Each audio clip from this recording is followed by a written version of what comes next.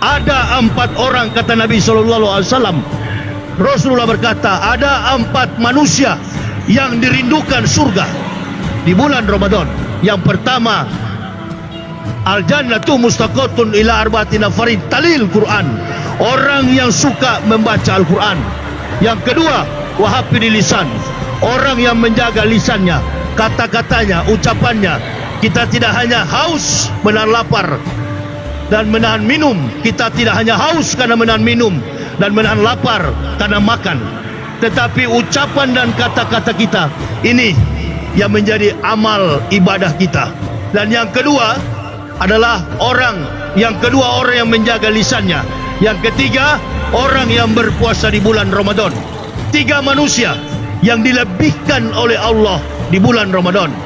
Yang pertama adalah orang yang dilahirkan, anak bayi yang dilahirkan dalam keadaan di bulan Ramadan.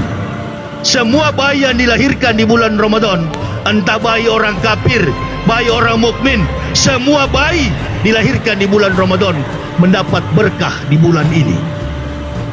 Kemudian yang kedua, orang yang mendapat berkah di bulan Ramadan adalah mereka yang mendapatkan petunjuk di bulan Ramadan. Saya teringat ketika detik-detik terakhir, saya pernah menceritakan di masjid ini, 1 minggu sebelum saya mengucapkan kalimatullahi syahadat la ilaha illallah Muhammad Rasulullah, detik-detik terakhir, seminggu, sepekan lamanya sebelum saya mengucapkan kalimat syahadat, saya datangi satu masjid. Saya mendekati salah seorang ibu dan mengatakan kepada seorang ibu, bolehkah kira-kira saya hadir bersama-sama dengan jamaah? Kebetulan ibu itu kenal sama saya, bahwa saya bukan pimpinan di masjid, tapi saya pimpinan di gereja sebelah. Dan ibu ini berkata, bapak sudah gila ya? Ini bukan tempat ibadah bapak. Tidak, saya ingin ke masjid, mau rasakan bagaimana sholat.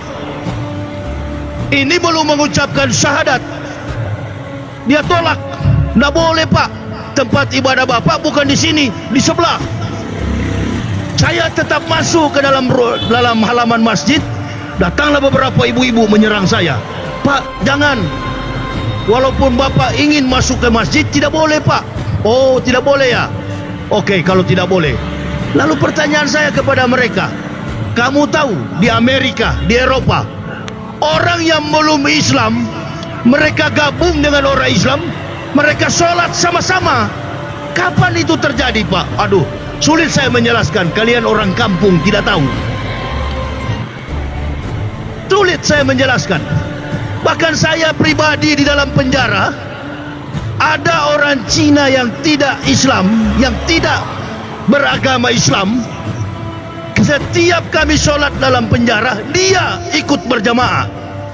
Ditanya oleh jamaah, Ustaz, bagaimana itu orang Cina yang tidak bisa bahasa Indonesia, tidak bisa bahasa Inggris, dia sholat dengan kita? Apakah sah sholatnya itu? Insya Allah sholatnya lebih sah daripada Muslim yang sholat subuh masih tidur itu. Dia punya sholat lebih sah. Jadi jangan berpikir bahwa perintah sholat itu hanya kepada orang Islam. Sholat itu Allah perintahkan kepada jin dan umat manusia. Manusia yang mana? Seluruh umat manusia. Yang melaksanakannya adalah mereka dicap sebagai mukmin. Yang menolak untuk sholat adalah orang-orang kafir. Beriman kepada Allah mereka mukmin, dan tidak beriman kepada Allah mereka kafir. Itulah sebabnya saya bilang jangan dilarang, biarkan dia sholat.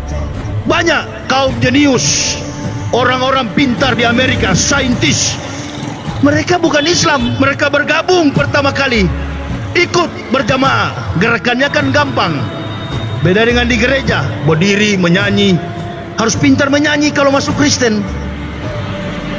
Makanya ibu bapak kalau mau murtad harus bisa menghafal solmisasi. Latihan sama Ahmad Dhani itu. Ya, di sana itu tidak mudah. Jadi ada orang bilang sama saya, Ustadz, aturan di Islam lebih ketat daripada di Kristen. Salah antum, salah antum. Justru di Kristen lebih banyak aturannya.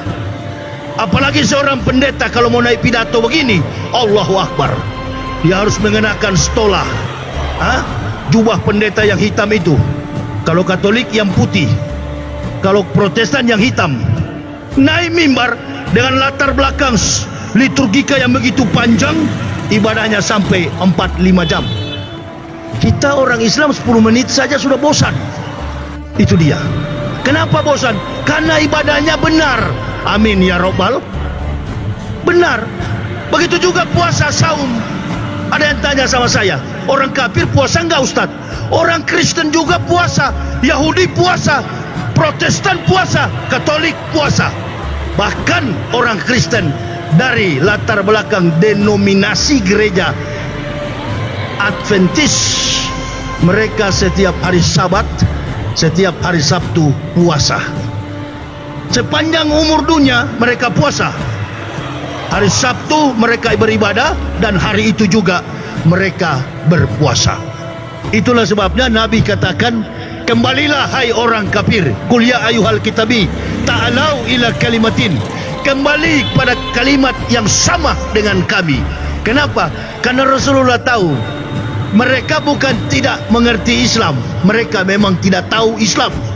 Ketika mereka tahu dasar kebenaran Islam, insya Allah mereka akan masuk Islam. Dan kalau sudah yakin kepada agama ini, pasti mereka akan memperjuangkan agama.